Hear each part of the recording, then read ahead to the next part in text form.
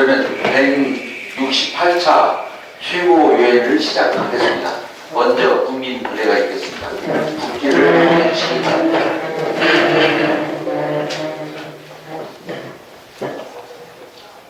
국기에 대한 경례.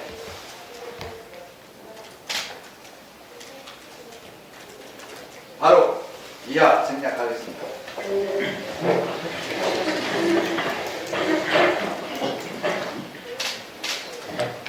다음은 정동영 대표님의 말씀이 있겠습니다.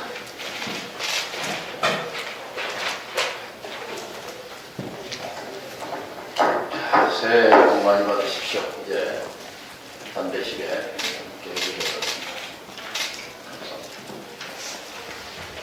자, 이제 2020년 다른 해하고 특별한 의미로 다가옵니다. 2000년 밀레니엄 개막으로부터 20년이 흘렀습니다. 이제 2020년대가 막을 열었습니다. 선거의 시간입니다. 2020년 4.15 총선, 21대 총선은 13대 총선 이후 32년 동안 지속되어온 이른바 87 체제의 한 축의 큰 변화를 상징하는 선거입니다. 이제 주권자의 뜻에 연동하는 연동형 비례제 선거 제도에 문이 열렸습니다. 불완전하지만 일단 연동형 시대가 된 것입니다. 비례성, 대표성을 중심으로 한국의 정치 체제가 진화해 나갈 것이라고 생각합니다. 개혁의 시간입니다. 공수처 설치 과정에서 선거제 관철 과정에서 그리고 검경 수사권 조정 과정에서 누가 개혁 세력이고 누가 개혁 저해 세력이고 누가 유사 개혁 세력인지 햇볕 아래 드러났습니다. 민주평화당은 가장 합리적이고 온건하게 개혁적인 세력임이 분명하다는 것을 주로 인정해 주고 계십니다. 개혁 세력으로서 민주평화당의 존재가 없었다면 2020년 격두 밋밋하게 집권 3년차 아무런 제도 개혁 없이 개혁 제로 정권 상태에서 새해를 맞이했을 것입니다. 민주평화당이 앞장서서 돌파구를 열었습니다. 개혁의 시대에 돌파구를 열었습니다. 21대 총선은 개혁 진지 구축의 계기가 될 것입니다. 이제 선거 개혁이 모든 정치 개혁의 기본이고 또 권력기구 개혁의 핵심이 검찰 개혁이라면 또 하나 남은 과제 검경 수사권 조정 연말에 마무리되지 못하고 패스트트랙 3대 안건에 남지만 3대 개혁법 중에 검경 수사권 조정이 2020년 격주로 넘겨졌습니다. 내일 또는 6일을 여당이 시한으로 검토하고 있는 것으로 알려져 있습니다만 새해 격주 깔끔한 마무리로 검경 수사권 조정까지 패스트트랙 입법을 마무리 짓고 다시 개혁의 신발끈을 매야 할 것입니다. 안철수 전 대표의 정치 재개 발표가 오늘 아침 언론을 통해 알려졌습니다. 한 가지만 얘기하고자 합니다. 무엇을 위한 정치인지, 누구를 위한 정치인지 분명히 해주시기 바랍니다.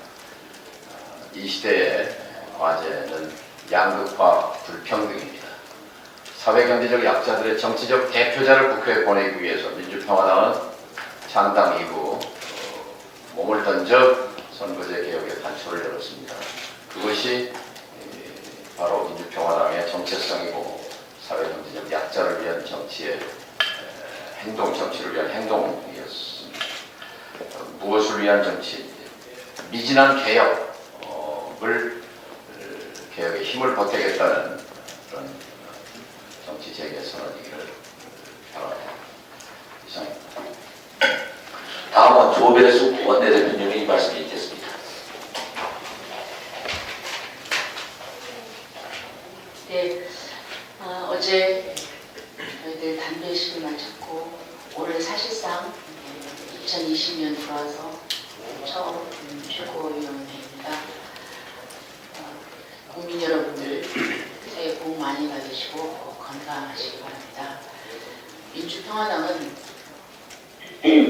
당의 크고 작음을 떠나서 정당의 본질이 국민들 중에 사회적 약자의 물을 가지고 그분들과 함께하는 데에서 저희들 큰 역할을 해왔고 많은 사람들로부터 평가를 받고 있습니다. 앞으로도 민주평화당은 그런 본질을 유지하면서 우리 사회에 갑질로 고통받는 그런 피해자들과 그것도 어려운 우리 국민들을 위해서 애쓰고 그리고 그들과 함께 손잡고 그 문제를 해결해 나가는데 앞장설 것입니다. 정쟁으로 꽉 막힌 국회가 불효까지 저지르고 있습니다. 올 1월부터 기초연금 30만 원 지급 대상을 확대하기로 했지만 국회에서 법을 통과시키지 않아 수혜 대상인 어르신들이 언제 혜택을 받을지 모르는 상태입니다. 163만 명의 어르신들이 국회에서 법이 통과되기만을 기다리고 있습니다. 불효만이 아닙니다. 정쟁국회는 비인간적인 시기도 저지르고 있습니다. 장애인 연금 기초급여의 월 30만 원 지급 대상을 주거, 교육급여 수급자 및 차상위 계층까지 주는 법안도 정쟁 국회에 막혀 있습니다. 장애인 16,000명이 법안 통과를 기다리고 있습니다. 어르신들과 장애인들에게 올 1월부터 지급을 하려면 국민연금법은 1월 17일, 장애인연금법은 1월 14일까지 국회가 법을 통과시켜야 합니다. 여당과 자유한국당에 호소합니다. 시급한 민생 법안을 통과시켜 어르신과 장애인들에게 새 선물을 드립시다.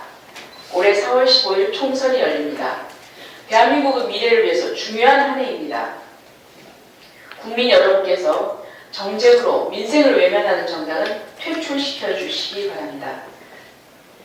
협치를 거부한 결과 개혁도 민생도 놓쳐버린 여당에게는 강한 경고를 주시기 바랍니다. 민생과 평화를 위해 여당과 경쟁하고 협력할 건강한 야당의 힘을 모아주시기 바랍니다. 저희 민주평화당은 국민 여러분의 선택을 받기 위해서 혼신의 힘을 다하겠습니다. 다시 한번 새해 축복 인사를 드립니다. 새해 복 많이 받으십시오. 감사합니다. 다음은 박주현 최고위원님의 말씀이 있겠습니다. 예, 제가 반갑습니다.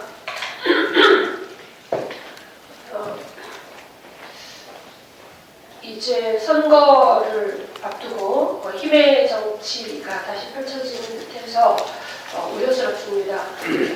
국회, 20대 국회는 분명히 5월 31일까지입니다. 선거 기간이라고 해서 민생이 스톱되는 것이 아닙니다. 민생은 여전히 어렵고 더 어려울 때 정치인들의 마음이 콩밭에 가 있는 상황이 5개월간 지속되어서는 안 됩니다. 바로 임시국회가 열려서 나머지 개혁 법안과 민생 법안들이 통과되겠지만 그것으로 끝나는 것이 아니고 국회가 끝나는 날까지 민생을 살피고 문제를 해결하는데 모든 것을 집중하는 그런 새로운 선거 문화가 만들어지기를 기대합니다. 이상입니다. 다음은 김종구 최고위원님의 말씀이 있겠습니다. 네, 날씨가 춥고 어려울 때일수록 삶이 불안한 건 서민입니다. 자영업자 최저소득 보장과 인생 2막을 준비하는 대책이 시급하다 이렇게 말씀드리고 싶은데요.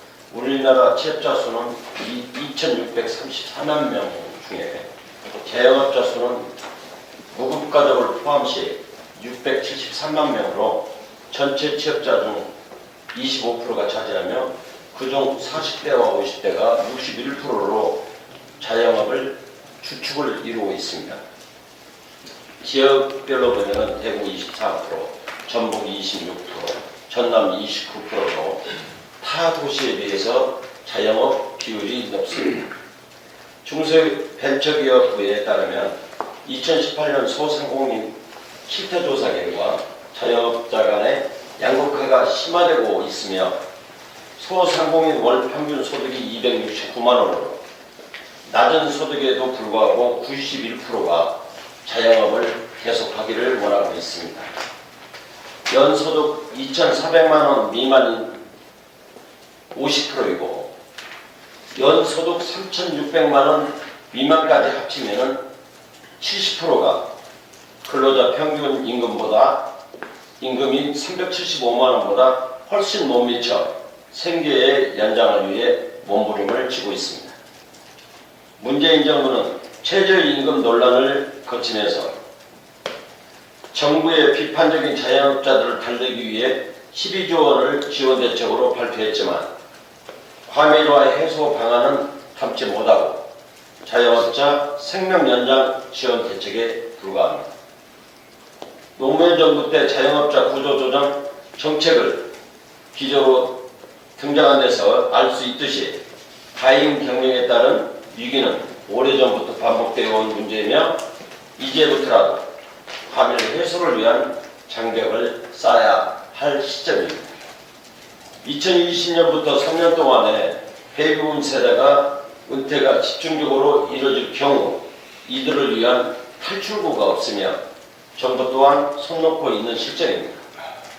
소상공인 대책 정부안을 보면 카드 수수료 인하, 제로페이, 저금리 대출, 월세세 공제 등 복잡 이제라도 업종별로 세부적 실태 조사 후 생계에 못 미치는 영세 자영업자들의 극단 선택을 예방한 차원에서 이자 감면, 세제 혜택, 최저임금에 대한 준하는 소득 보장제를 검토해야 할 시점입니다.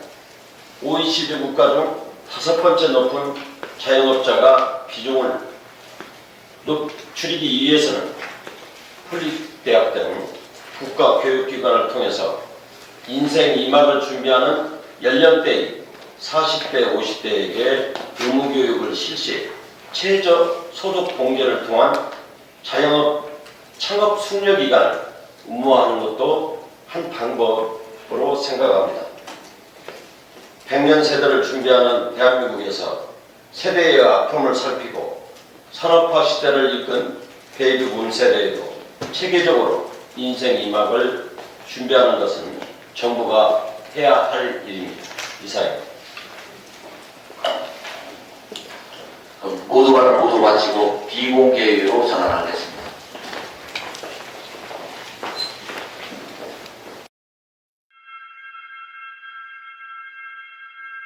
진짜 치열하구나.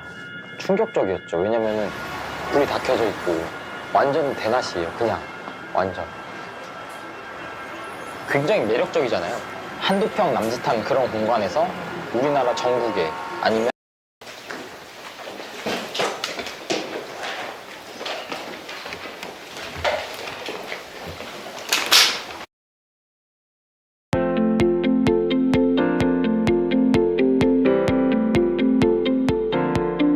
대한민국에서 가장 핫한 거리 이태원. 오직 대한민국에서만 맛볼 수 있는 한국의 맛을 느끼러 왔어요. 괜찮겠어? 한국 사람들이 이거 왜 먹어요? 아이고, 그러는 너는 왜 먹어? 맛있으니까 먹지. 자, 이거 먹어봐. 사장님, 딱 봐라 장사해서 부자 됐어? 부자 같은 소리 하고 있네. 장사해서 부자 되기 힘들어. 그래요? 맛있겠다. 와. 오! 입에 물 났어. 아이고, 나는 속에서 천불이나 열심히 팔아봤자 자료값도 안 돼. 아이고, 자, 매우니까? 그래, 그거 먹어? 응, 이거 먹으면서 먹어. 이거 너 서비스요? 그래, 먹어. 그리고 오늘은 힘들어도 뭘 해도 먹고 살 수 있는 나라 민주평화당이 함께 갑니다.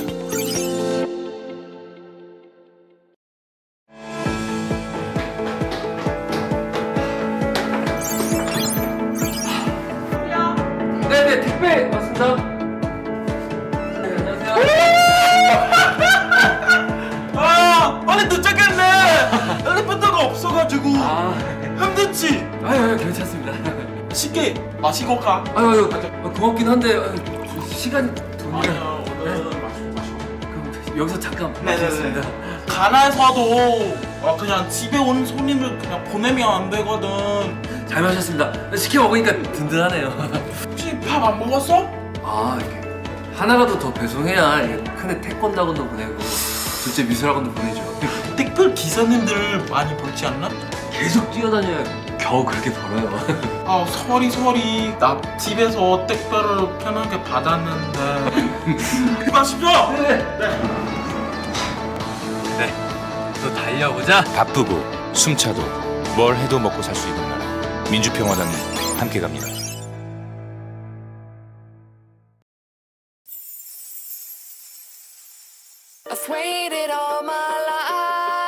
설레는 처음을 함께.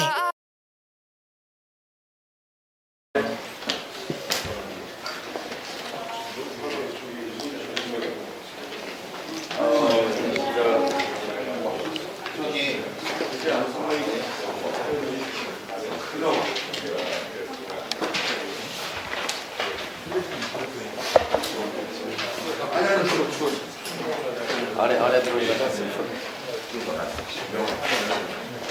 예.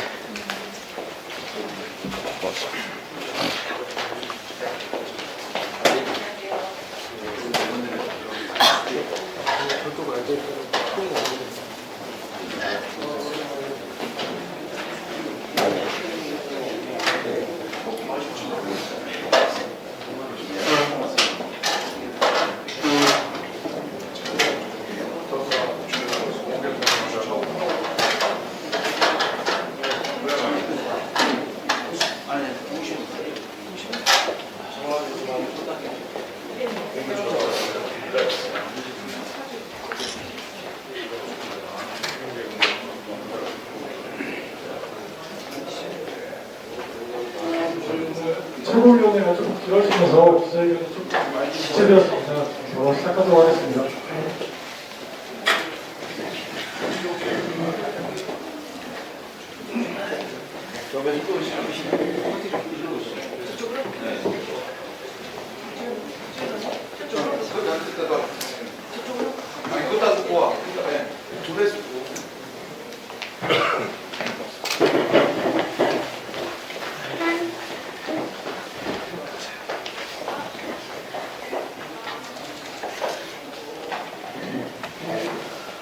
시작하기 전에 이것부터 좀 정말 하고 합시다. 김성달님.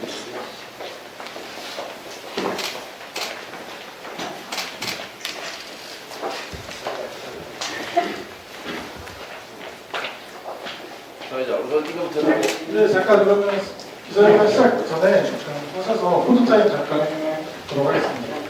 그 대표 이쪽으로.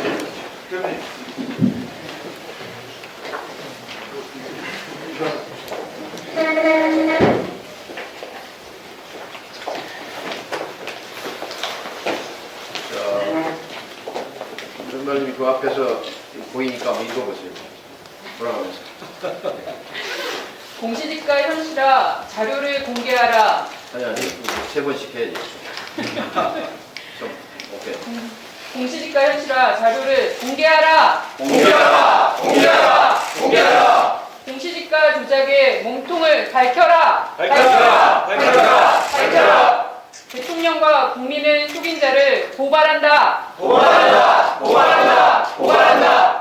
아파트는 70%, 토지, 빌딩은 40%, 세분해역 공개하라. 공개하라! 공개하라! 공개하라! 대통령과 국민의 속인 자를 고발한다. 고발한다! 고발한다! 고발한다!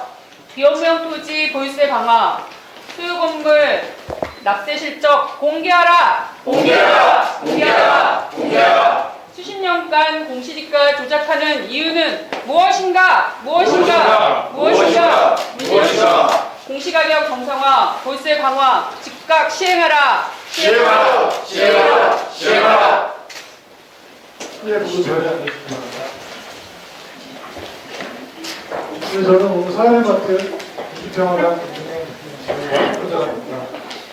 저희가 경실련과 그 지난 월요일에 대한민국 땅값을 발표했고 그때 저희가 예고한 대로 오늘은 지난 수십 년간 이 땅값과 집값, 공시가격, 공시지가를 조작한 관련자들을 검찰에 고발할 계획입니다. 이거 오늘 기자회견이 끝나고 바로 중앙지검으로 이동해서 민주평화당 정동영 대표님과 공실련 신철영 공동대표께서 같이 고발장을 제출하실 예정입니다. 시간은 약 11시 30분 정도 지금 예상하고 있습니다. 네, 우선 오늘 기자회견의 취지에 대해서 민주평화당 정동영 대표님께서 말씀해 주시겠습니다. 오늘 저녁은 어디서? 무한으로 즐겨요. 명륜 진사 갈비. 무한으로 즐겨요. 예, 우리 사회의 불평등과 격차의 근원은 부동산 거품으로 인한 것입니다. 우리나라 각 가계의 자산의 80%는 부동산입니다. 집입니다. 이 부동산에서 발생하는 불로소득이 불평등의 핵심 원인입니다. 불로소득이 만연한 사회는 건강할 수 없습니다. 땅과 집, 이것은 공공재고 필수재입니다. 소중한 보금자리입니다. 삶의 터전입니다. 그런데 이처럼 소중한 공공재인 땅과 집이 투기의 대상, 그리고 부의 대물림 수단, 자산 증식 수단으로 변질된 지 오래입니다. IMF 이후 20년, 특히 불평등과 양극화를 가슴 아파하며 이것을 시정하겠다고 나섰던 개혁정부, 노무현 정부, 문재인 정부에서 오히려 자산격차가 벌어지고 불평등이 심해진 것은 참 역설입니다. 부동산 거품이 발생하는 그 근원은 공시지가입니다. 시가의 40% 수준으로 터무니없이 낮게 조작되어 온 공시지가, 이것이 문제입니다. 불평등 해소를 위해서 공시지가와 공평과세를 위한 공시가격 문제를 개선하기 위해 그동안 저희 당에서도 노력을 많이 했고, 또 경제정의 실천 연합은 존재 이유가 바로 이 토지 불평등, 부동산 불평등의 시정에 있습니다. 노력을 많이 하셨습니다만, 그러나 현실은 개선되지 않고 있습니다. 해마다 국정감사 때마다 공시가격 조작 문제를 제기했고, 정부 답변은 곧 시정하겠습니다. 인데 그 다음에 국정감사는 하나도 변한 것이 없었습니다. 지역별 현실화 자료, 감정평가서, 지목별 현실화 자료 등 많은 자료를 요구했지만 한사코 자료 제출을 거부하고 비공개로 일관한 자료도 많습니다. 고가 단독주택의 경우 땅값과 건물을 더한 공시가격이 더 낮게 조작되기도 했고, 재벌 회장보다 아파트 한 채에 있는 서민이 세금을 더 많이 내는 어처구니 없는 상황도 벌어지고 있습니다. 해마다 2천억이나 되는 세금을 투입해서 전문가들, 감정평가사들에게 조사와 평가 업무를 맡겨서 가격 감정을 반복하는데, 그런데 지금의 공시지가는 시세의 40% 선으로 시세를 반영하지 못하는 엉터리 가격입니다. 국토부는 매년, 정부는 거짓 발표를 합니다. 도대체 왜 그런 것인지 이해가 가지 않습니다. 이렇게 조작이 반복되고 또 이를 바로잡기 위해 아무도 노력하고 있지 않은 것 아닌가 하는 의심입니다. 2천억 규모의 세금을 투입해 누구에 의해서 조작이 발생하는지 밝혀내기 위해 검찰 고발을 결심했습니다. 이 검찰 고발은 국정감사 때부터 계획했던 것입니다. 어제 국토부가 저와 경제정의 실천연합의 땅값 발표 기자회견을 반박하면서 공개 토론을 제안했습니다. 공개 토론을 적극 동의합니다. 다음 주 중에 국회 불평등 사회 조사 연구 포럼 주최로 경실련을 초청하고 또 정부 관계자들, 청와대와 국토부 관계자를 초청해서 토론회를 개최하고자 합니다. 이 공개 토론회를 통해서 그동안 거짓 공시지가 또 이 같은 불공정한 공시 가격을 통해서 재벌과 건물주는 수십조 원을 이득을 챙기고 서민 아파트를 한 채 보유한 시민들은 20조 가까운 세금을 불공평하게 더 낸 그 사실을 밝혀내고 그 관련자들에 대한 책임을 물어야 한다고 생각합니다. 매년 잘못된 사실을 알면서도 개선하지 않는 이유는 무엇인지, 또 누가 그것을 조직적으로 막고 있는 것인지 검찰에서 그것을 분명히 밝혀내야 합니다. 낮게 조작된 공시지가는 보유 단계에서 세금을 낮추고 재벌 등 법인과 투기 세력은 낮은 세금 보상으로 투기 유혹을 받게 됩니다. 따라서 개발 정보 등을 이용해 기업 본래 생산 업무가 아닌 부동산 개발 투기에 나서게 됩니다. 그래서 부동산 가격은 안정합니다. 검찰 수사를 통해서 1989년 30년 전 공시지가가 도입된 이후 계속되어 온, 그리고 공시가격 제도가 도입된 2005년 이후 15년 동안 계속되어 온 불공평하고 불평등하고 정의롭지 못한 과세가 바로잡히는 계기가 되기를 기대합니다. 감사합니다.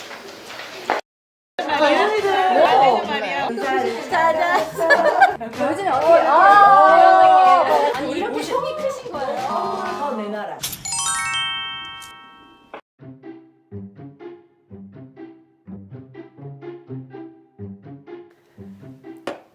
나 오는 자리 너무 힘들다. 준비하기가. 제가 오늘 특히 우리 브랜디 구독자분들을 위해서 준비한 게 있어요. 호텔 숙박권 무려 6명. 끝까지 그러니까 봐야 돼. 그리고 브랜디 옷도 같이 드릴 거예요. 어떻게 입으면 파티 룩을 잘 입을 수 있는지, 파티의 기본은 맞춰 입는 거. 사진 찍으면 더 예쁘다. 그래서 꼭 드레스 코드를 정해야 돼.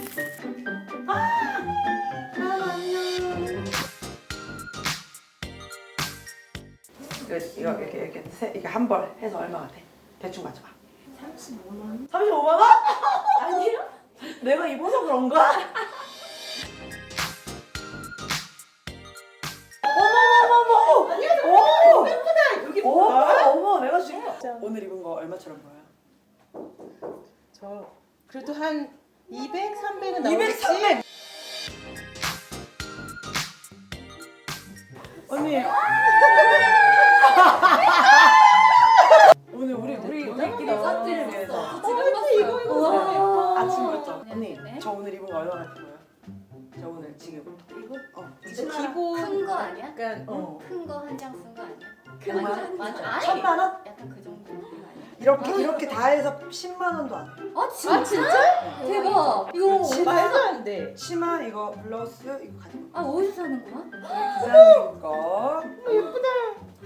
이런 센스. 웬일이니? 나 벨벳 딱 벨벳을. 네. 여러분도 실망하지 마세요.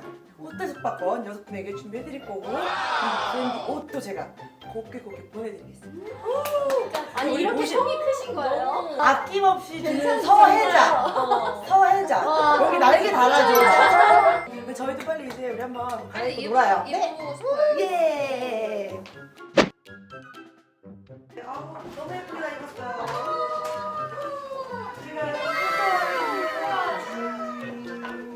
자 이제 파티를 즐길까요? 네. 아니 언니 포토 타임. 포토 타임 그쵸. 이렇게 하지 우리 걸그룹 느낌 하나 찍자. 이게 걸그룹 느낌. 이 전번은 이래서. 다르네. 예쁘게 같이 입고 사진을 찍어야 제맛이야. 단 한 번도 이런 색깔 입어본 적이 없는데 아니, 언니도 너무 깜짝 놀랐어. 퍼지는 그런 스타일이라서 벨트로 딱 허리를 잡아주는 거라서 맞아. 약간 마른 사람도 어울리고 오히려 그리고 약간 이런 스킨톤이 날씬해 보여. 그리고 고급스러워. 그러니까. 그러니까. 깜짝 놀랐어요. 약간 사랑스러운 맞아. 그런 느낌? 포니테일까지 해가지고 그러니까. 완전 너무 좋은 것 같아요. 약간 여기에 이제 진주 이런 펄 장식 있잖아요. 그래서 주얼리도 내가 이제 일단은 귀걸이와 목걸이가 있는데 나는 그냥 과감하게 예쁘다. 어머 어머. 과하지 않고 그리고 대박. 되게 크지 않은 적당한 사이즈의 그냥 골드 이어링으로 그냥 딱 포인트를 아니 주면 지금 저렇게 세팅을 하고 어디를 가도 1등 먹을 것 같아. 오랜만에 이렇게 입고 놀고 싶은 그 약간 이게 음악이 없어 음악이. 이거 말고 다른 리듬이 필요한데. 요즘에 어떻게 약간 이런 그치? 배가 고파요. 내가 고프죠. 일단 앉아. 잠깐 앉자 먼저. 근데 오늘 제가 준비한 옷들은 다 브랜드 옷이에요. 그래서 깜짝 놀랄 게 금액을 봐봐. 이거 원피스 얼마일 것 같아? 약간 나는 약간 낭만 같기도 하고 그래서 그치? 그러면 기본적으로 일단 한 80 얼마 100 얼마야. 근데 이것도 아마 10만 원 안 할걸요? 아 진짜요? 소름. 나 너무 지금 좋다. 소름 났어. 우리 지금 입은 게 다 굉장히 엄청 저렴해. 근데 전혀 근데 싸 그렇게 보이지 보이지 않죠? 않아요. 그치? 티에는 샴페인이 빠질 그쵸? 수가 있어. 맞아. 이거 준비하고 옷 준비하고. 와 아이들 너무 좋다 근데. 짠. 이렇게 예쁜이들과 우리 또 보시는 분들 선물도 준비를 아까 해놨는데 아. 호텔 숙박권을 준비해놨어요. 큰 손. 근데 6개나 준비를 했다. 심지어 지역 다양해. 부산 영도에 있는 라발스 호텔, 서울 롯데 호텔, 우와. 그리고 여수의 라테라스 리조트, 홍대 라인브릭 호텔이랑 그리고 또 홍대 라이즈 오토그래프 컬렉션 호텔, 그리고 강릉의 세인트존. 아 정말 이렇게 호텔에 가가지고 연말에 이렇게 예쁘게 입고 즐기면 얼마나 좋아. 아 진짜 그거는 누구나 다 바라는 그죠? 연말에 약간 그런 로망? 약간 그런 거 맞아, 아니에요? 맞아. 응. 요즘에 젊은이들은 뭐하고 말이야? 도대체 어떻게 얼마나 즐겨? 그러니까 친구들끼리 그냥 돈 모아서 호캉스 가고 아, 그래? 연말에 그냥 뭔가 분위기는 내고 싶고 또 그냥 우리는 프리하게 그냥 가자 이렇게 다 비슷하구나. 다음으로 윤순철 교수님 사무총장께서 시기방을 주시겠습니다. 네, 지난 엊그제 기자회견 많이 잘 보내주셔서 고맙습니다. 김실근이 처음 출범할 때, 89년 출범할 때 주요한 이슈 중에 하나가 사실은 이제 이 부동산 문제였습니다. 선배들 주거 문제, 전월세 문제, 그 당시에 전세가 뛰면서 연 7 가족들이 자살을 하고 이런 와중에서 저희 경실련이 우리 사회의 이 경제적 부정의가 더 이상 방치할 수 없는 수준에 이르렀다 이렇게 진단을 하면서 제일 크게 내세웠던 게 바로 이 부동산 문제였습니다. 그래서 경실련은 출범 자체가 시작이 큰 계기이기 때문에 저희 부동산에 대해서 일관되게 그 운동을 하고 있습니다. 그래서 그 운동이 하나하나 성과로 나왔던 게 사실은 토지공개연구이죠. 경실련의 성과라고 많이 얘기하는데 토지공개연구 되었지만 사실 나중에 다 유야무야 되고 실제 와서 그래서 그 토지공개연구 들어오면서 나온 게 이제 공시지가 제도입니다. 이게 정부가 세금을 매기려다 보니까 정확한 기준이 있어야겠다. 그 기준을 공시지가 정부로 들어갔는데 아시다시피 경실련이 그동안 수천에 몇 년 동안 했고 오랫동안 제기를 했으니까 이 문제는 국토부가 이제 반응이 빨리 왔죠. 이번에는 어떤 사연이 있었겠죠. 야단을 낚아든지 아니면 정말 문제가 심각한 것을 인지하고 있는다든지 그런 사연이 있을 겁니다. 근데 하나는 확실합니다. 왜냐하면요, 저희 경실련은 이제 정확한 이렇게 근거가 아닌 부분이 그렇기 때문에 저희들은 이래저래한 정부 통계나 자료를 가지고 유출을 하고 추정을 해서 우리는 이 정도다 이렇게 밝히는 거고 사실은 국토부는 매년 2,000억 이상을 써서 매년 하고 있고 조사를 하고 있기 때문에 가장 잘 알겠죠. 그 자료를 저희들한테 공개를 계속 안 했죠. 비공개 자료로 내부 자료라고 하면서 안 했습니다. 국민의 세금으로 만든 이런 온갖 정부 자료들이 공개 안 될 이유가 없는 겁니다. 사실은 근데 소송으로 하게 되면 시간이 너무 가기 때문에 저희들이 지금 망설여했는데 그래서 일단 중요한 것은 국토가 반을 했기 때문에 저희들 그렇게 봅니다. 이제 검증이 시작된다. 이렇게 보는 겁니다. 사실 우리나라에 있는 이 땅값이나 통계는 다 엉터리고 거짓말이나 가짜는 것이 정확한 전체 액수를 아무도 모르는 거예요. 사실 저희들이 볼 때. 국토부만 알고 있을 겁니다. 사실. 그래서 그 진실을 보고 싶으면 그 진실을 가리고 있다. 국토부가 이렇게 보는 거고요. 그런 것을 통해서 이 진실을 가림으로써 누가 이득을 보고 누가 혜택을 보느냐, 누가 또 손해를 보느냐. 현재까지 드러난 바로는 그렇습니다. 부동산이나 빌딩이나 많이 가진 사람들이 더 유리한 우리나라의 이 시스템이 돼 있고, 저걸 갖고 있는 서민들 같은 경우는 더 과한 부담을 지고 또 현실적으로 존재한다 이런 뜻에서. 그래서 저희들은 이번 오늘의 고발 같은 경우는 그겁니다. 그래서 이 잘못되게 조작되고 왜곡되어 있는 이 부동산 평가 체계 시스템을 바로잡는 거다. 그래서 오늘 저희들은 이걸 바로잡기 위해서 오늘 관련 공무원들, 국토부라든지 공무원들, 실제 조사를 했던 이 기관들을 오늘 고발을 하게 됐습니다. 그래서 지금 모든 국민들이 이 실태를 다 낱낱이 다 알고 바로 잡을 수 있도록, 그래서 공평하게 세금을 내는 이 시스템이 정착될 수 있도록 경신을 하고 민주평화당이 큰 걸음을 내딛는다 이렇게 이해해 주시면 될 것 같습니다. 이 시스템 바로잡지 않는다면 이 불평등한 이 시스템은 지속되고 개선되지 않을 겁니다. 오늘 이렇게 경신을 출발을 하지만 아마 이 싸움은 아마 지난하게 갈 것 같습니다. 오래 갈 것 같아요, 제 보기에는. 그렇더라도 경신당과 민주평화당이 지속적으로 이루어질지 위해서 끝까지 바로잡는 이런 운동을 전개하도록 하겠습니다. 이상입니다. 네, 다음으로 오늘 고발 내용에 대해서 김원동 경실련 김상호서 교육부 부장께서 설명해 주시겠습니다. 오늘 저녁은 어디서? 무한으로 즐겨요. 명륜 진사 갈비. 무한으로 즐겨요. 명륜 진사 갈비. 숯불 돼지 갈비. 명륜 진사 갈비. 무한으로 즐겨요. 아직도 안 가보셨어요? 명륜 진사 갈비. 무한으로 즐겨요. 명륜 진사 갈비. 무한으로 즐겨요. 명륜 진사 갈비. 숯불 돼지 갈비. 명륜 진사 갈비. 무한으로 즐겨요. 아직도 안 가보셨어요? 명륜 진사 갈비. 내가 쏠게.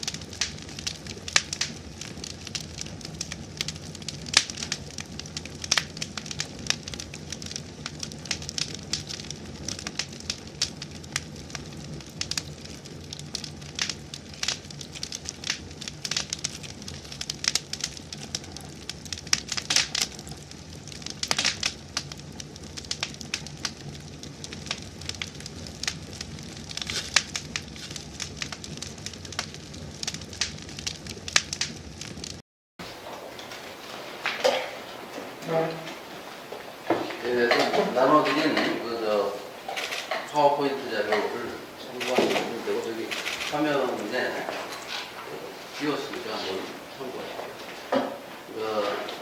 누가 이 땅값과 집값을 조작해서 대통령과 국민을 속이는지 그것이 하나고, 그게 이제 국민들이 숫자를 속는 것이 문제가 아니고, 저 공시지가나 공시가격은 세금을 매기는 기준입니다.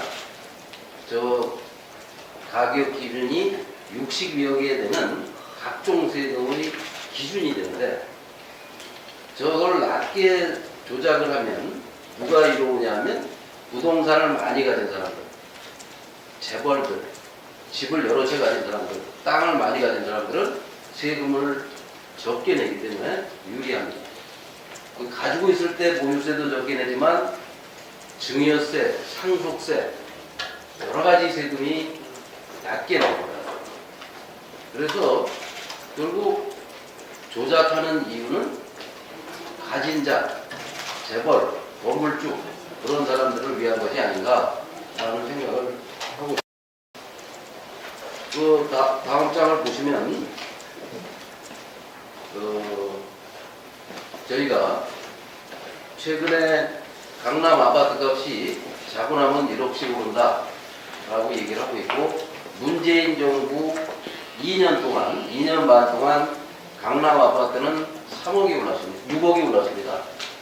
서울 아파트는 평균 3억이 올랐고, 서울에는 170만 개의 아파트가 있는데 3억씩 올랐다는 것은 500조 원이 아파트 값만 올랐다는 겁니다. 서울에 있는 아파트만. 서울에는 180만 개의 주택이 있는데 주택 가치가 1억씩 올라서 180조 원이 올랐습니다. 그러면 아파트와 주택만 얼마가 올랐냐면 약 700조 가량이 올랐고, 그리고 서울에는 이 아파트와 주택만 있는 것이 아니라 빌딩과 상가와 백화점과 여러 가지 부동산이 있습니다. 그 부동산들의 가액은 아파트와 주택을 합친 가액의 1.5배 됩니다. 1.5배 되는 그 토지와 빌딩 이런 것들이 또 역시 올라서 서울 부동산 값만 1200조 이상 올랐습니다. 또 경기도도 오르고 전국의 땅값이 올라서 저희가 문재인 정부 2년 동안 땅값이 2000조가 올랐다라는 걸 준비하고 있던 순간에 대통령께서 2주 전에 뭐라고 하셨냐면, 자기 임기 동안 전국적으로 부동산 값이 안정됐고 이 어떤 식으로든 부동산 가격을 안정시키겠다. 자기는 그건 자신 있다. 이런 발언을 합니다. 그래서 저는 깜짝 놀랐습니다. 사실 저게 어떤 근거로 나왔을까 하고 보니까 또 다음 자료를 보시면 국가기관인 감정원이 만든 자료를 보시면 그 맨 밑에 하늘색으로 보이는 선을 보면 약 7% 오른 걸로 돼 있고, 약 2018년 작년 9.13 대책 이후에 금년 초 들어와서 32주 연속 하락 이렇게 보도를 합니다. 32주라는 것은 약 6개월 정도인데 금년 1월부터 6월까지 오히려 낮아졌다. 근데 7월부터 갑자기 또 뛰기 시작해가지고 5개월간 낮아진 게 아니라 엄청나게 상승을 하고 있죠. 그 위에 보시면 맨 위에 빨간 선이 저희가 조사한 선입니다. 저희가 조사한 선은 부동산 통계 정보를 제공하는 사이트의 자료에 저희가 서울의 이 여러 개 아파트를 샘플로 정해가지고 계산한 겁니다. 그 다음에 뭐 바로 밑에 주황색 선은 뭐냐면 국토부가 발표하는 실제 거래된 가격 지수입니다. 이 실제 거래된 가격은 22%가 올랐고, 우리가 조사한 바에 따르면 30%가 올랐는데 대통령은 6%, 7% 올랐다는 보고를 받고 국민과의 대화를 하신 거죠.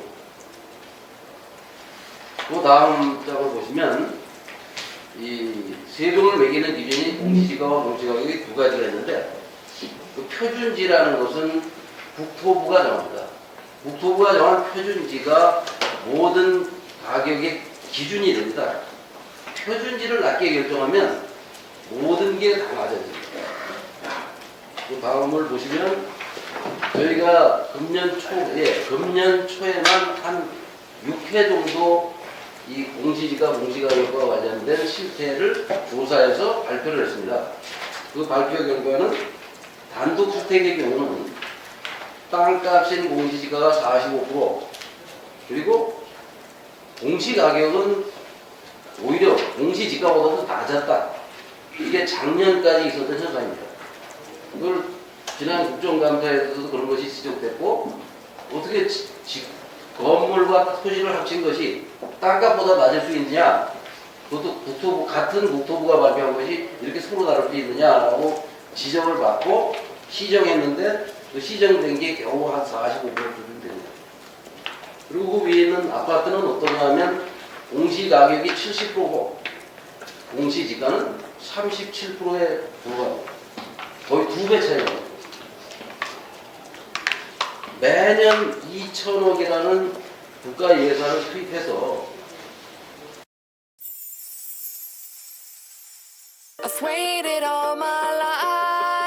설레는 처음을 함께, 행복한 순간을 함께, 맛있는 수천 명이 동원돼서 조사를 하는데 어떻게 저렇게 15년 동안 계속 조작이 가능할까? 그거는 저희가 밝혀냈고 없어서 고발을 하게 됐습니다. 이것을 하게 이런 통계나 자료를 우리가 찾기 시작한 것은 2005년 국토부가 시세의 91%까지 공시지가가 높아졌다고 저렇게 보도자료를 냈습니다. 2005년 1월달 겁니다. 시세의 91%가 된 거는 2005년이고 2004년에는 76%, 2003년에는 67%라고 했는데 저희가 조사를 해보니까 2005년에 42%였습니다. 91%라고 할 때 절반도 안 되는 42%가 나왔습니다. 그래서 그 다음 장을 보시면 2000년에 국토부는 땅값이 대한민국 땅값이 1200조라고 발표를 했습니다. 그런데 1200조라는 땅값을 제가 검증을 해보니까 언론 기사를 찾아보니까 90년 노태우 정부에서의 땅값이 1614조입니다. 여기 보시면 90년, 2000년으로부터 10년 전 땅값이 1614조 원이었는데 어떻게 10년이 지나서 땅값이 1200조로 줄어들 수가 있을까? 땅의 일부를 갖다 다른 나라에다 판 게 아니라면 그래서 이제 저희가 이것을 더 깊이 파악하게 됐고 전국 땅값을 추정하고 그 실태를 밝히기 시작했습니다. 그래서 그 다음 보시면 정부가 발표하는 공시지가와 저희가 발표하는 공시지가가 있습니다. 어제 국토부는 과거 거는 공개하지 않고 2019년만 64.8%인데 경실련이 43%라고 한다. 이렇게 발표를 했습니다. 저희는 43%에 대한 근거가 아까도 말씀드린 대로 6차례 기자회견을 하면서 이미 다 밝혔습니다. 어디가 몇 프로인지를. 그 다음 장을 보시면 서울에 있는 1000억 이상 고층 건물을 조사해 보니까 전체 16개 고층 빌딩의 공시지가는 27%였습니다. 시세, 거래 가격이나 이런 거에 30%도 안 됐어요. 그 다음에 여러분들도 아시겠지만 우리나라에서 단일 거래로는 가장 큰 땅 삼성동 현대자동차가 10조 5천억에 2014년에 산 땅. 그 땅의 공시지가가 이 거래가 되기 직전에 15% 수준인 2조 원이 채 안 됐습니다. 저 거래가 일어난 그 다음에도 2조 5천억입니다. 거래가 일어났는데, 실거래가 일어났는데도 그 다음에 공시지가는 25%밖에 안 됐어요. 그 이후에 그걸 계속 우리가 문제를 지적하니까 최근에 금년 들어서 43%입니다. 현재. 이렇게 국토부는 근거를 제시하지 못하면서 우리가 근거를 제시한 거를 그렇게 해서 저희가 이런 자료를 기초로 지난 40년간 땅값을 추정했고 특히 문재인 정부 들어와서 급등하는 이 가격을 확인하기 위해서 조사를 했던 겁니다. 아파트 값이 아까 제가 6억이 올랐다고 했지 않습니까? 강남에 아파트 값이 6억이 오르면 아파트용 땅값은 그 2배인 10억이 오릅니다. 왜냐하면 아파트는 땅 한 평에 아파트를 2평, 3평 용적률 200%, 300%를 질 수 있기 때문에 그리고 아파트 값이 오른다는 것은 건물을 지어놓은 이미 지어진 10년, 20년 전에 지어진 그 건물 값이 오르는 게 아니고 그 건물을 바치고 있는 땅값이 오르는 겁니다. 그런데 이 사람들은 그런 거에 대한 근거를 제시하지 않으면서 계속 거짓말을 하는 거예요. 이 거짓말이 다음 장을 보시면 이 확연히 드러납니다. 그 다음 하여간 공시가격을 2005년에 도입하기 전에는 공시지가라는 땅값으로 모든 부동산 가격을 계산해서 세금을 부과했는데 2005년에 공시가격이라는 제도가 도입돼서 아파트에 사는 사람, 아파트를 가진 사람만 세금을 2배로 높게 세금을 내기 시작했습니다. 세율도 오르고 이 과표도 올라서 세금이 실제로 아파트를 가진 사람은 3배, 4배를 내기 시작했죠. 그래서 뭐 세금 폭탄이라는 말까지 나올 정도로 과도하게 세부담이 늘어난 것은 사실입니다. 그래서 이 아파트를 가진 사람들이 재벌 빌딩을 가진 재벌이나 건물주보다 세금을 2배 내지 3배를 더 내서 건물주는 15년 동안 80조를 세금을 덜 걷었고 국가가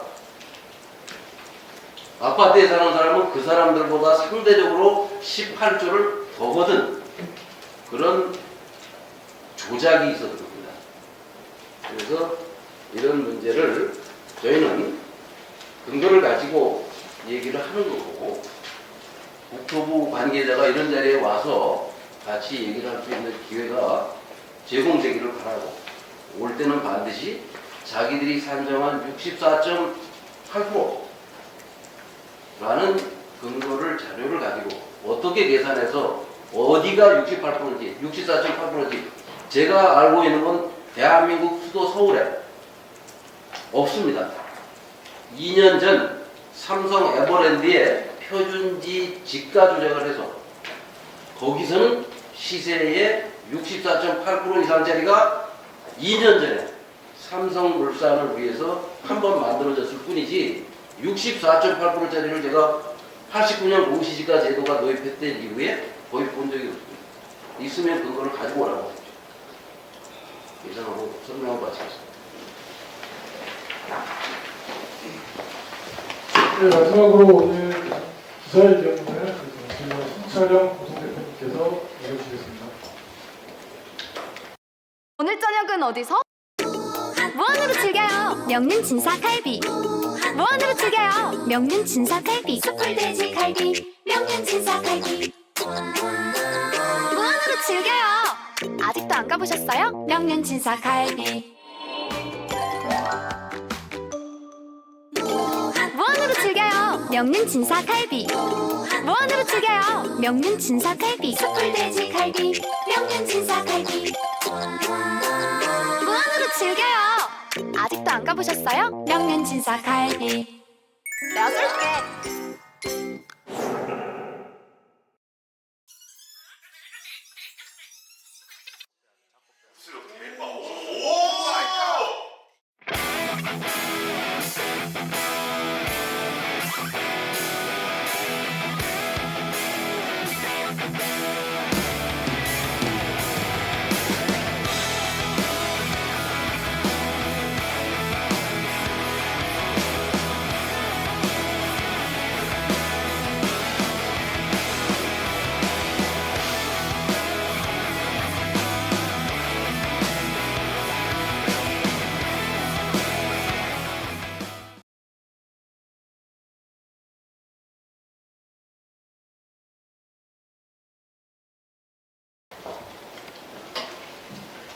제가 오늘 검찰에 조사를 하면서 기대를 하는 거는 요즘 검찰이 참 빨리 잘 움직이잖아요. 네.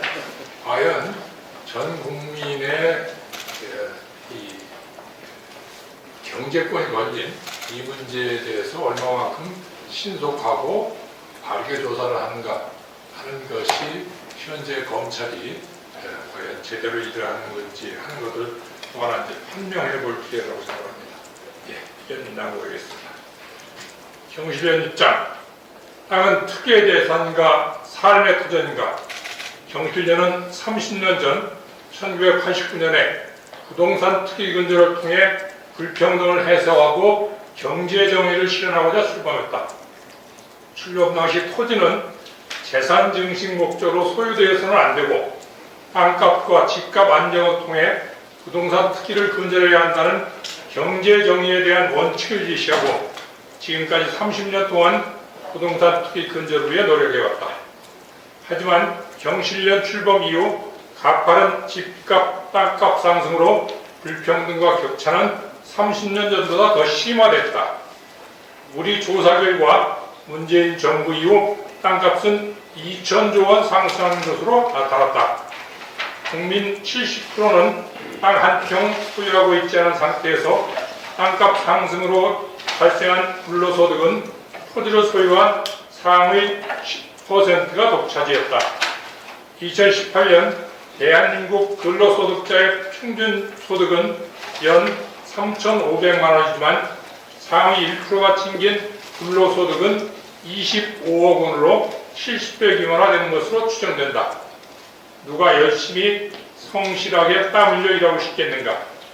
이에 경실련은 지금의 부정의하고 불공평한 현실을 더 방관해서는 안 된다라는 절박한 심정으로 다시 부동산 투기 근절을 위해 적극 나설 것이다. 우선 문재인 정부에서도 지속해서 땅값과 집값을 폭등시켜 불평등과 격차를 심해시킨 관련자들을 찾아내고 엄중한 책임을 물을 것이다. 우선 불공정 공시지가와 공시가격 조작으로 조사로 공평과를 방해하고 2조 원의 예산을 낭비한 국토부 관련 공무원, 감정원장, 감정평가사, 관련 시무위원들을 고발하며 검찰에 철저한 수사를 촉구한다. 지금의 공시지가와 공시가격은 시세를 제대로 반영하지 못할 뿐만 아니라 부동산 유형별로도 시세 반영률의 차이가 발생하는 등의 심각한 문제를 안고 있다. 정부와 감정원 등은 이러한 문제를 누구보다 잘 알고 있으면서도 15년간 매우 불공정한 가격을 지속하며 조사평가 가격 결정하며 재벌과 건물주의 땅 부자에게 세금 특혜를 누리도록 만들었다. 따라서 여러 관련자가 공시가격 조작을 통해 공평과세를 방해하고 부동산 가격 폭등을 유발했다고 판단한다. 과태는 공정하고 정의로워야 함에도 오랜 기간 엉터리 공시가격 조작으로 서민들의 부자와 기업보다 적은 세금을 내온 적폐가 지속해 왔는데 문재인 정부도 이를 해결하지 않고 있다. 더 공시가격 조작과 수십조 세금 특혜를 방치해서는 안 된다. 경실련은 이후에도 10년 분양 전환 주택과 서민에게 바가지를 씌우도록 방치, 높은 분양가격, 강남 재건축 허용, 우리의 신도시 분양한가 허위 공개, 과천 신도시 민간 특혜 제공 등 정부의 관련자들에 대한 검찰 고발을 이어나갈 예정이며 정부의 강력한 부동산 투기 근절 대책이 제시되고 땅값 거품이 제거될 때까지 투기와 싸워나갈 것이다. 고맙습니다. 혹시 질문이나 추가로 설명하실 부분 있으시면 네, 그럼 잠깐 갑시다. 없으시면 넘기시도록 하겠습니다. 감사합니다.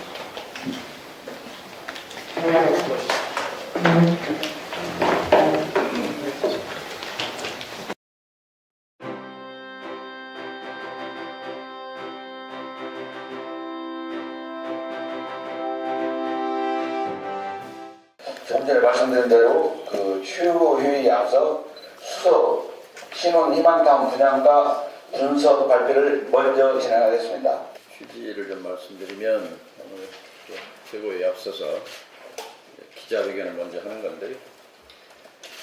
우리가 구호 외친 대로 청년들도 꿈 좀 갖자라는 말에 핵심이 담겨 있습니다. 지금의 청년 세대는 단군 이래 가장 꿈이 없는 세대입니다. 그 핵심에 집에 대한 절망이 포함되어 있습니다.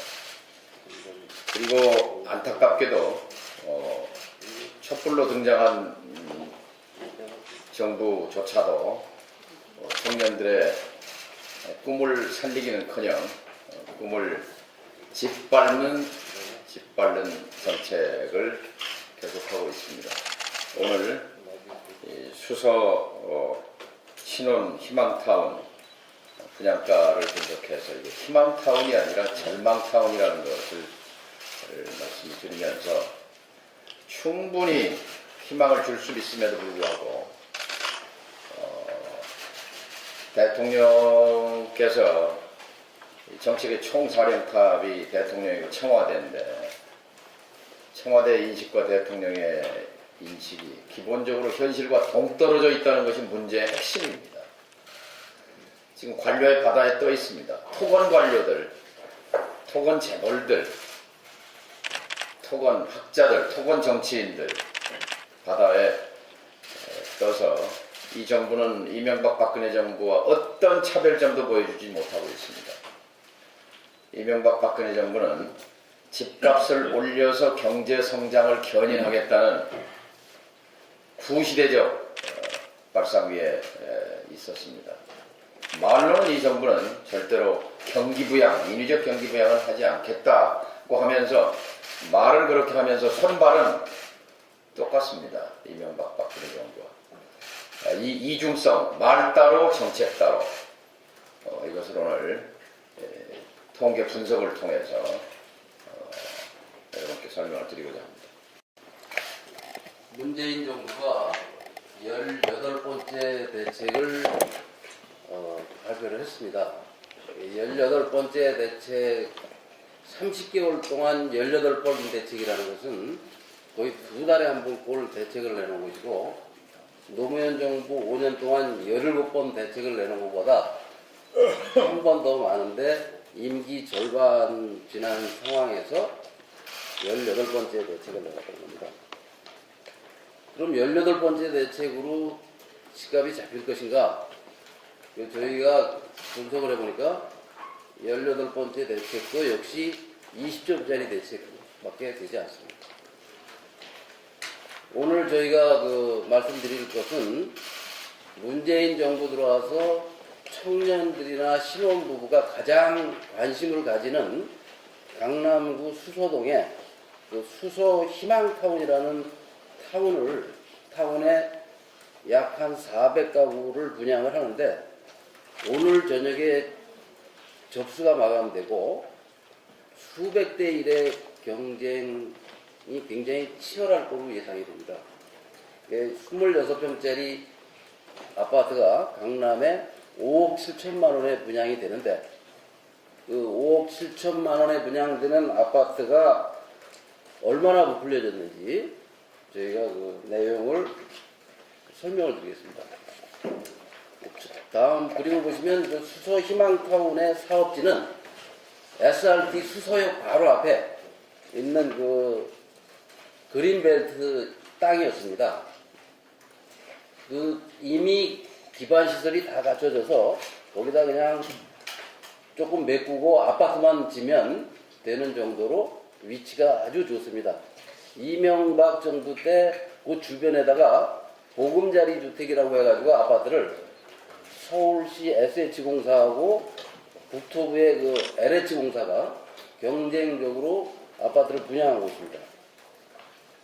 그 다음 장을 보시면 이 땅을 개발하기 위해서 박근혜 정권에서 박원순 시장이 계속 나한테 개발권을 달라, 서울시에 개발권을 달라고 했었는데 박근혜 정부는 중앙정부가 하겠다고 했고 결국 서로 힘겨루기를 하다가 문재인 정부 들어와서 서울시와 LH가 공동 개발하는 형태로 그런 식으로 추진이 되고 있습니다. 우리나라 그 아파트 분양가가 얼마나 비싼지 2019년 금년 3월에 저희 그 경실련에서 위례신도시 아파트를 분석을 했습니다. 위례신도시 아파트가 분양가가 2천만 원. 그런데 우리가 검토를 해보니까 900만 원이었고 이 아파트 한 채를 팔아서 건설회사가 챙긴 돈은 1000만 원 정도 됩니다. 평당. 25평짜리 아파트면 2억 5천을 가져갔어요. 보통 서민들이 아파트 하나 분양받아서 2억 5천을 벌면 로또를 맞는다고들 언론이 표현을 하는데 건설회사는 여기에 500가구를 해서 2억 5천에 500배인 1000억 이상의 돈을 버는데 그런 거를 언론이 로또라고 하지는 않습니다. 2019년 3월에 분양한 아파트에서 이랬는데 이 위례 신도시보다 지금 수서 희망타운은 훨씬 더 입지가 좋습니다. 여기는 강남이고 강남에서 한 10년 만에 처음으로 이런 대규모 대량의 그 공공분양이 있는 건데 검토를 해보니까 아까 그 지도에서 보셨지만 그 바로 옆에 있는 도로 하나 건너서 분양한 것이 1200만 원, 900만 원이었는데 여기는 지금 2200만 원꼴로 분양가가 책정됐습니다. 땅값하고 건축비를 검토를 해보니까 1100만 원에 분양할 수 있는 건데 25평짜리를 2억 7천이면 분양할 수 있는데 5억 7천에 분양을 해서 거의 2배 정도 가격이 부풀려졌다. 그럼에도 불구하고 강남 집값이 워낙 비싸니까 오늘 수백 대 1의 경쟁이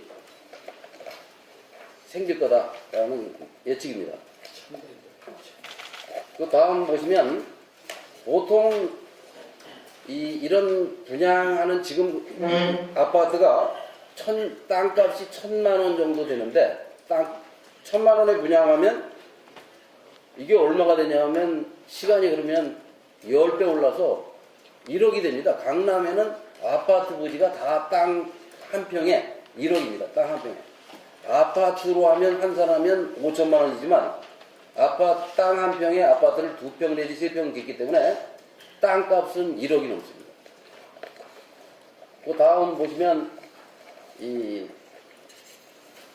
강남 A2 세곡지구의 토지비는 300만 원, 700만 원이었는데 이번에 분양하는 아파트는 LH가 1,500만 원을 받습니다.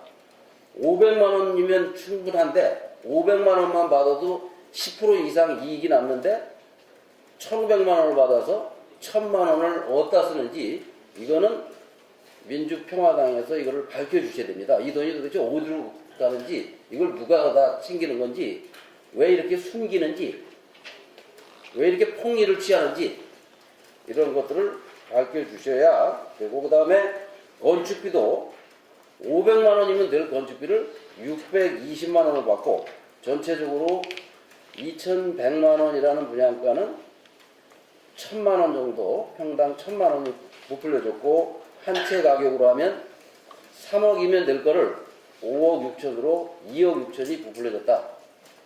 이렇게 말씀을 드립니다. 다음 보시면 10년 전에는 보통 한 세대당 4천만 원씩 부풀려가지고 폭리를 취했습니다. 공기업이.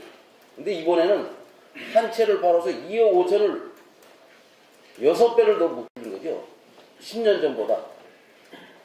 LH 공사가.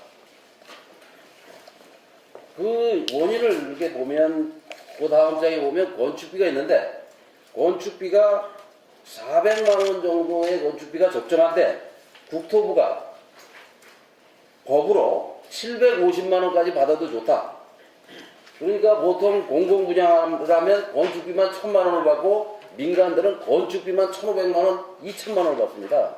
그러니까 아까 그 대표님이 말씀하셨듯이 우리 개발 관료는 건설업자를 위해서 적정한 건축비의 2배를 받도록 법으로 허용을 해주고 있어요. 국가가. 그러니까 건축비가 부풀려지고 분양가가 부풀려지는 겁니다. 그 뒤에 그 사진은 15년 전에 시민들이 광화문에 나와서 도저히 못하겠다고 저렇게 집 모양으로 생긴 걸 들고 집회 시위를 했습니다. 그래서 2007년에 법이 개정되고 분양가 상한제와 분양원가가 공개됐습니다. 그 다음 장은 경실련이 서울시를 상대로 이명박 서울시장, 오세훈 서울시장을 상대로 도대체 서울시가 건설하는 아파트의 건축비가 얼마냐 하고 소송을 걸어서 받은 자료를 보니까 건축비는 한 평에 300만원, 25평짜리 같으면 7천만원, 30평짜리 같으면 건축비가 1억입니다. 그 다음 장은 4년 전에 국정감사 자료를 제출하라니까 안 하다가 이 국정감사 끝나고 자료를 가져왔는데 보시면 설계 금액은 600만 원으로 잡아놓고 실제로 건설회사하고는 450만 원에 계약을 해서 건축비는 실제 원가가 450만 원이다. 아까 저희가 550만 원을 책정한 거는 그거의 이윤을 감안한 겁니다.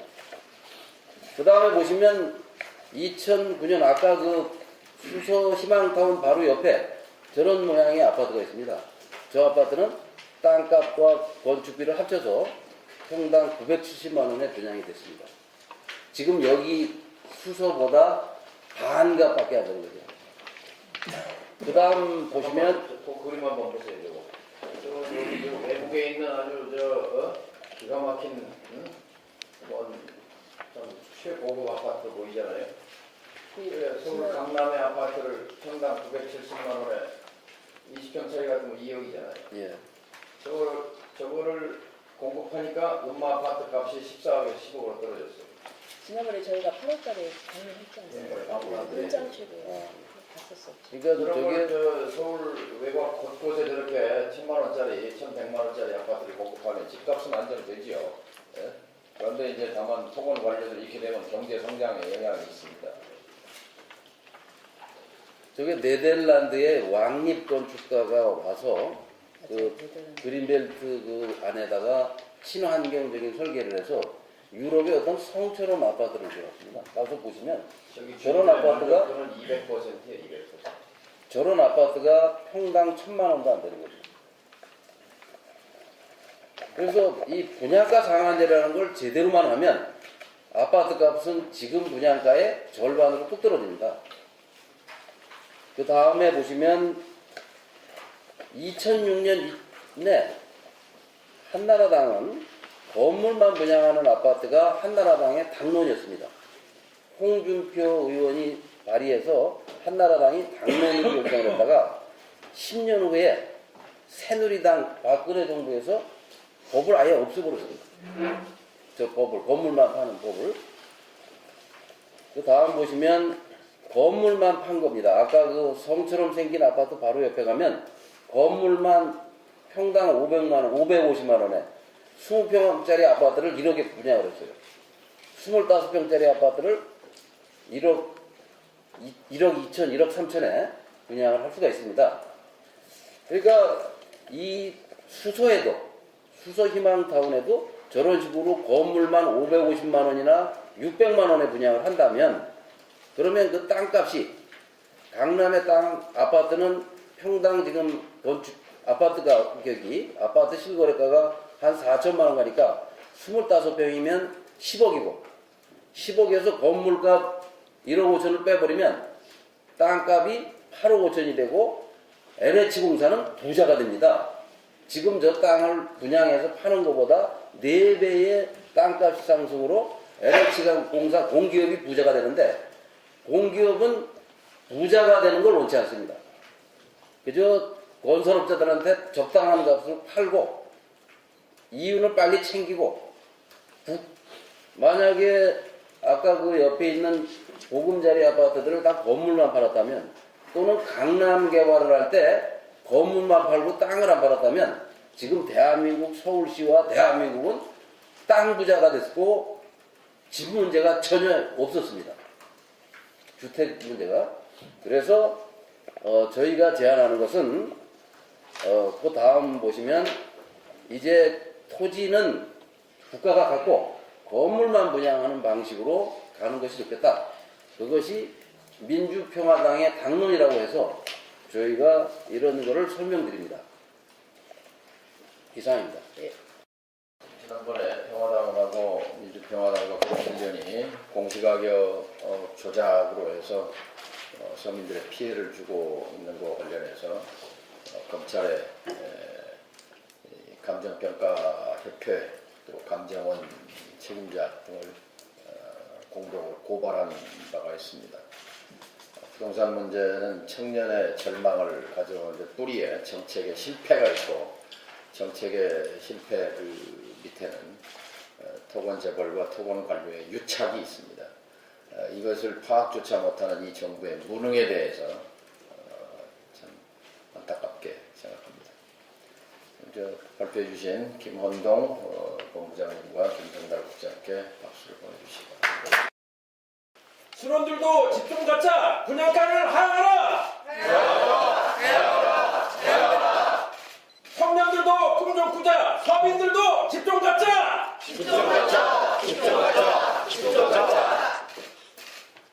청년에게 공공임대, 청년에게 백년주택!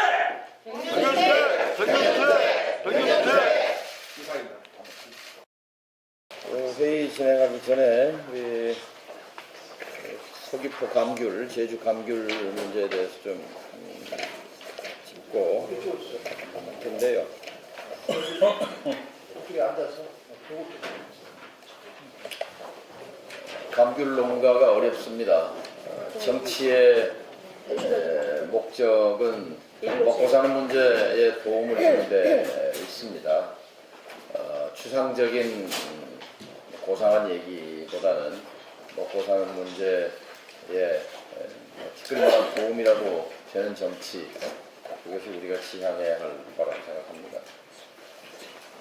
올해 제주산 감귤 총 생산량은 49만 톤, 작년 생산량은 46만 톤, 이렇게 생산량은 5%가 늘었는데요.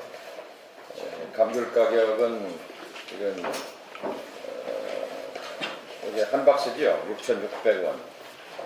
작년에는 7,800원이었는데 7,800원 하던 작년에 평균 값이 7,800원에서 6,600원이면 사실 일건비도 나오기 힘든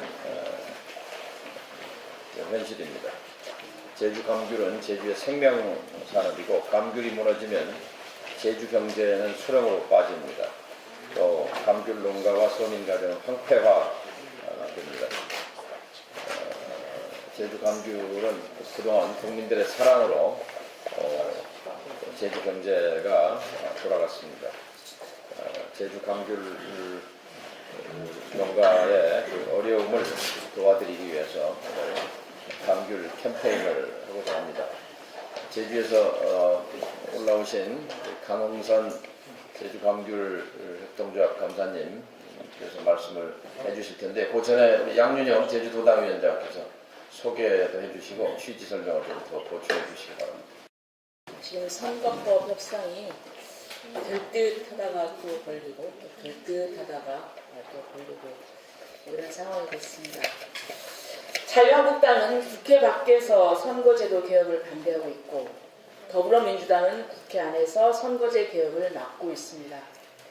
4+1 협체가 국회 통과가 가능한 50석 연동제의 의견을 모으자마자 민주당은 난데없이 연동제 의석 30석 한정안을 들고 나왔습니다. 협의체에 속한 정당들이 대승적으로 이를 수용한다고 하자 어제 민주당은 석패율제는 안 된다면서 의총에서 부결시켰습니다. 그리고 예산안 부수 법안과 다른 법안부터 처리하고 선거법은 뒤에 처리하자고 합니다. 자유한국당이 필리버스터를 신청해서 본회의를 열지 못한 것이 겨우 열흘 전입니다.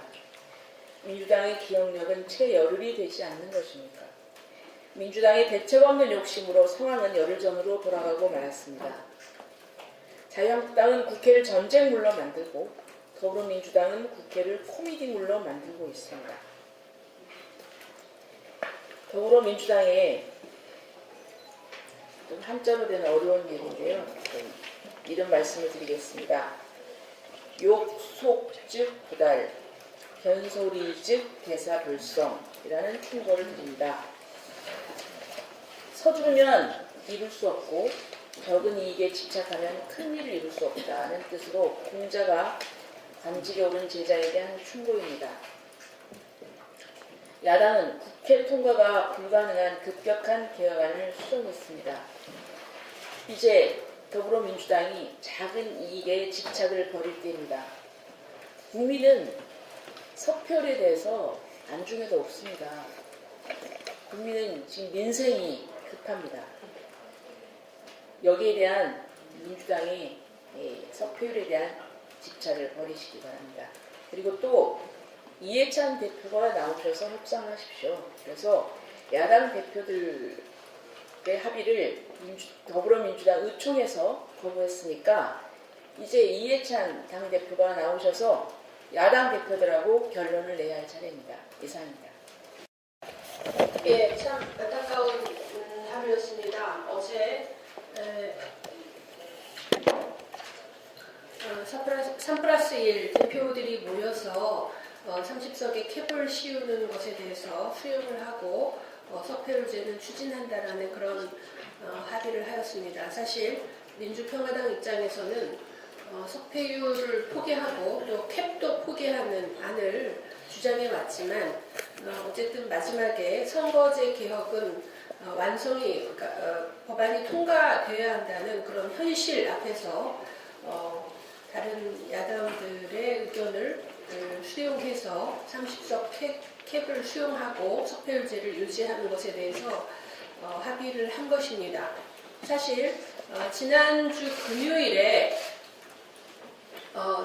선거제 관련된 실무협상에서 바른미래당과 대한신당과 또 민주당 간의 잠정 합의안에 있었던 내용이 바로 30석 캡을 씌우고 석패율 6석을 확보하는 그런 내용이었습니다. 따라서 정의당과 민주평화당이 그 캡 씌우는 것을 수용하게 되면 당연히 민주당은 받아들일 것으로 그렇게 예상하고 마지막 합의를 했던 것인데 그거에 대해서 민주당의 반응이 30석 캡을 씌우는 합의를 해온 건 수용한다. 저는 제 귀를 의심했습니다. 30석 캡을 씌우는 것을 수용한다라는 합의를 수용한다. 과연 그 어떤 협의의 어떤 기본 어떤 자세가 되어 있지 않다라는 그런 느낌을 우선적으로 받았고요. 저는 사실 그동안 이 선거제 개혁 합의안이 수정 합의안이 나오는 거에 대해서 굉장히 낙관했습니다. 왜냐하면 중요한 쟁점들은 이미 다 해소가 되었고 석패율 몇 석으로 할 것이냐 그리고 캡을 30석에 씌우느냐 마느냐 이건 어찌 보면 좀 부수적인 것이고 또 어떤 각 정당의 이해관계가 너무나 명확하게 연계되는 사안이기 때문에 당연히 그 부분은 마지막에 이제 합의가 될 것이라고 생각했는데 정말 이제 악마는 디테일이 있는 것 아닌가 하는 그런 이제 우려를 하는 상황이 되었습니다. 우선 민주평화당이 당리 당략과 전혀 관계없이 선거제 개혁의 합의를 추동하는 그런 조정하는 역할을 한번 해본다고 해보았지만 1차 실패한 것으로 그렇게 생각이 됩니다. 이제 정말 자기 이해관계가 달린 민주당과 정의당 그리고 바미당이 이 부분에 대해서 전격적으로 합의하십시오. 이것을 못해내면 우리가 국민에게 더 이상 정치가 할 말이 없어진다라고 생각합니다. 자유한국당이 저렇게 나사빠져 있는 상황에서 나머지 그 중도와 개혁 진영이 이 정도의 그 합의를 이루어내지 못한다면 국민의 지탄을 받게 될 것입니다. 이상입니다. 대통령은 헌법 정신을 준수하고 빗장 정치를 펼쳐야 할 것입니다. 민주헌정 발전을 위해서 삼권 분립은 실현되어야 할 근본적인 정치 원리인데 입법부 수장을 행정부로 인선하는 문재인 정부는 헌법 정신을 팽개치는 행위입니다. 조국 전 장관 인선으로 문재인 정부의 뿌리인 기회는 평등하게, 과정은 공정하게, 결과는 정의로울 것이다는 심각하게 썩었으며 이제는 국가의 근간인 헌법 정신까지 훼손해가면서 총리를 인사하는 것을 보면 왜 이렇게 빗장 정치만 할까? 라는 생각이 듭니다. 경제와 화합의 정치를 위해서 하는 인사라면 누가 경제를 죽이고 누가 식물국회를 만들었단 말입니까? 묻지 않을 수가 없습니다. 상주 영천 고속도로에서 대형 참사가 발생했지만 이강래 도로공사 사장은 형제들을 동원해 도공에 납품하는 것도 부족해 총선에 출마해야겠다고 퇴임식을 준비하다가 노조 반대로 퇴임식을 할 수 없었습니다. 이뿐입니까? 국민연금공단 김성주 이사장은 국민이 맡겨놓은 700조 원 운영에 대한 책임을 뒤로한 채 지역구를 경로당에 혁신실 직원 3명을 통해 100만 원어치 상품권을 전달하고 선관위에 고발된 상태에서 각종 지역 행사에 참석하는 등 국민연금공단의 가치를 심각하게 훼손하고 있습니다. 그리고 중소벤처기업진흥공단 이사장 이상직은 자기 보좌관 출신을 상급으로 채용하는 등 이것이 문재인 정부의 공정이고 정의입니까? 전북 선거관리위원회는 신속하게 조사해야 할 것입니다. 대통령이 앞장서 정권의 뿌리와 상권 분립, 헌법 정신까지 훼손하다 보니 정부 산하기관 조직과 공기업의 낙하산 직원들까지 국정 가치 훼손은 어쩌면 당연하게 받아들이고 미당하면서 떠들고 다니고 있습니다.